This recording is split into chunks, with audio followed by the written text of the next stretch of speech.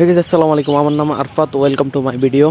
তো আজকে আমি কথা বলবো আমার পোষা পানি নিয়ে। আমাদের কয়টা পোষা পানি আছে বা আমার সেটা আমি কি কি আনবো সেগুলো আপনাদেরকে বলবো। তো গাইস, এগুলো হচ্ছে আমার মুরগির বাচ্চা। আসলে মুরগির বাচ্চাটা আমি শখ করে নিই। এগুলো হচ্ছে একটা টাইগার মুরগি আর একটা লেয়ার মুরগির বাচ্চাগুলো কিন্তু বাঁচাইতে পারি না, তাও আমি দেখছি আর আমার থেকে ইচ্ছা করছে নিয়ে নিয়েছি। আর জুড়িটা হচ্ছে আমার দাদার আমলের জুড়ি। আমার দাদা যখন আমার আম্মুরও তখন বিয়ে হয় নাই, তখনকার জুড়ি আজকে। তো এটা হচ্ছে আমার পাখিটাকে নিয়ে আপনাদেরকে কিছু স্টোরি বলবো। তো গত ভিডিওতে দেখছিলাম আমি জুড়ি কিনতে গেছিলাম। আসলে এটার জন্য এই জুড়ি কিনতে গেছিলাম। এই জুড়িটা আমি রেডি করতেছি। জুড়িটা আমি ওকে একটা পেয়ার দেওয়ার ইচ্ছা আছে ইনশাল্লাহ। আসলে এই জুড়িটা আমি রেডি করতেছি আস্তে আস্তে। কিছুদিন পরে আমি ওর জন্য পেয়ার আনবো, আপনারা দেখবেন ইনশাল্লাহ। ভিডিও বানাবো ওর জন্য পেয়ার আনার সময়। তো দোয়া করবেন সবাই ওর যেন হায়াতে বেঁচে থাকে আর ডিম বাচ্চা করে। তো আমি আমার মুরগিগুলোকে পানি দিয়েছিলাম। পানি দেওয়ার সময় ওরা বেশি ভিজে ফেলে, বাচ্চাগুলো শরীরগুলো সব ভিজে যায়। তাই আমি দাঁড়িয়ে থাকছি পানিগুলো দিয়ে, আবার খাওয়া শেষ হইলে আমি পানিগুলো নিয়ে নিব। তো আমি কিছুক্ষণ পর আবার পানিগুলো তুলে ফেলি। তো দেখেন বাচ্চাগুলো কিন্তু অনেক সুন্দর। আসলে এটা জুড়িটা ইন্দুরিকে কেটে ফেলছিল। তাই আমি কী করছি, আমি আমার একটু টেকনিক কাটিয়ে আমি একটা দরজা বানাইছি। এদিকে একটা এই কাঠ ছিল, সেদিকে একটা এই জানলার মতো দিয়ে দিছি। তো দরজাটা সুন্দর হয়েছে, কিন্তু এরপরে সুবারগুলো দিয়ে লাগানোর কারণে কয়েকটা ভেঙে গেছে। আর বাচ্চাগুলো এখানে ভিতর বেশি চিল্লাচ্ছিল, তাই আমি কি করছি একটু বাইরে ছেড়ে দিছি। তো বাইরে ছেড়ে দেওয়ার পর ওরা দৌড়াদৌড়ি, আমাদের ঘরটাই ফুল দৌড়াদৌড়ি করতেছে। তো আমি ছেড়ে দিয়েছি ওদেরকে। কিছু দেখেন ওরা আমার পাউচটাতে কিছু খাবার ছিল, যেগুলো আমি শিখেছিলাম এগুলো খাইছে। এগুলো আমি ওদের খাবার নিউ করে আমি দিব এখানে ওদের জুড়ির ভিতরে। তো দেখেন আমি ঢুকাচ্ছি।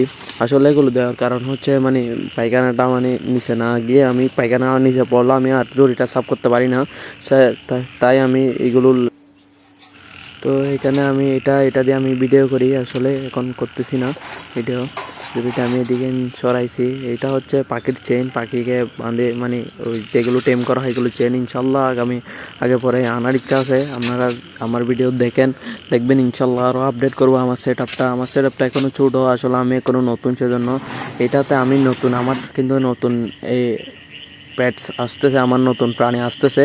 আমার সেটআপে একটা নতুন প্রাণী আসবে। তো আপনারাই গ্যাস করতে পারেন, যারা চিনেন তারা এতক্ষণে গ্যাস করে ফেলছেন কি আসবে এটা। তো এটাতে আমি আপাতত এখনও সেটআপ করতেছি না, কারণ আমি এখনও অর্ডার দিই নেই পেটসটা।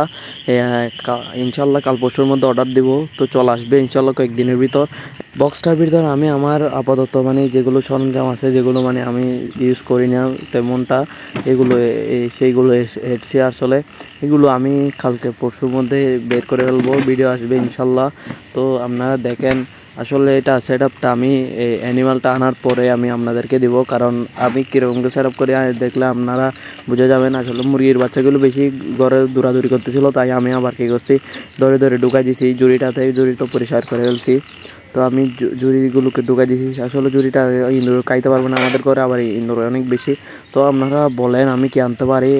আসলে অনেক সুন্দর অ্যানিমেলটা আসলে আনবো। আমার থেকে অনেক দিনের ইচ্ছে ছিল অ্যানিমেলটা আনার জন্য। আমি যেখানে জুড়ি সেখানে আবার এড়ে ফেলতেছি। তো এটা দিয়ে আমি মুরগির বাচ্চাকে খাবার দিব। এগুলো হচ্ছে চালের কুদ। তো আমরা চালের কুদ বলে থাকি, চালের কুদ। তো আমি ঢুকানোর সময় জুড়ির দরকার দিয়ে দেখি ঢুকতেছে না, তাই আমি কি হচ্ছে আবার কুদগুলো এড়ে আবার বক্সে এড়ে আমি এই আগে থেকে প্লেটটাকে ঢুকানোর পর আবার আমি দিই ওদেরকে খাবার। ওরা খাবার তো খাচ্ছিলো, কিন্তু তখন দিই নাই। তো এরপর দিছি আর আবার খাইছে।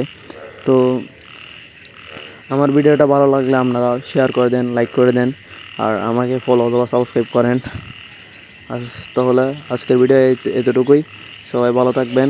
টাটা, বাই বাই, আল্লাহ হাফেজ, আসসালামু আলাইকুম।